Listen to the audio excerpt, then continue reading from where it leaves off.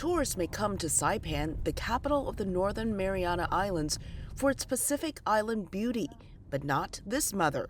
She's here so her daughter can acquire a piece of paper that says she's a U.S. citizen.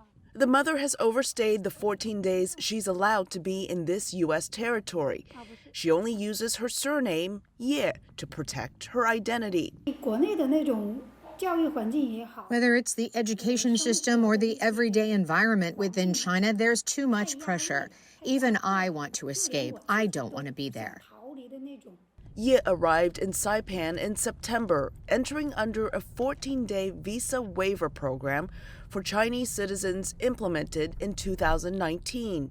Before that, when birth tourism from China was at its highest, Chinese nationals were allowed to stay without a visa for 45 days. Arnold Palacios is the governor of the Commonwealth of the Northern Mariana Islands. It peaked in 2017 and 2018.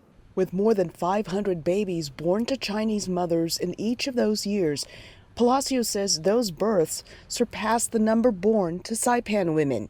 The number of Chinese births on the island dropped during the pandemic. Palacios says in 2024, 55 babies were born to Chinese mothers. Taking care of mothers who fly in just to give birth has been a challenge for the hospital staff and a risk for the women themselves, he says. When these women come in to give birth, they don't have any prenatal records.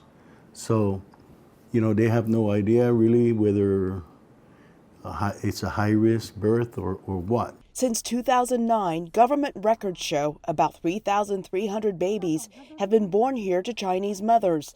Ye says she found Saipan on social media while researching places to give birth. I didn't have time to apply for a visa because it involves a wait time. The pregnancy was a surprise. I picked this place because it was the place I could get to quickly to achieve what I wanted. Ye is applying for her 1-month-old daughter's U.S. passport.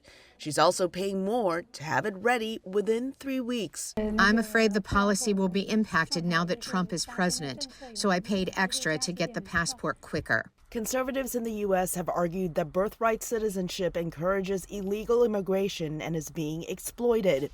We think we have good ground. On his first day in office, President Donald Trump signed an executive order to end it. We're the only country in the world that does this with birthright, as you know. And it's just absolutely ridiculous. While this order is being challenged in court, Ye hopes there will be a good outcome for her daughter and maybe even herself. I feel once I get here, it's a more humane place. For sure, there will be a way to solve the challenges I'm facing. Since the end of last year, travelers from China have to apply online for a waiver and be vetted through an electronic pre-screening process before they're allowed to enter. For Yao and Jiu Dao in Saipan, Northern Mariana Islands, Elizabeth Lee, VOA News.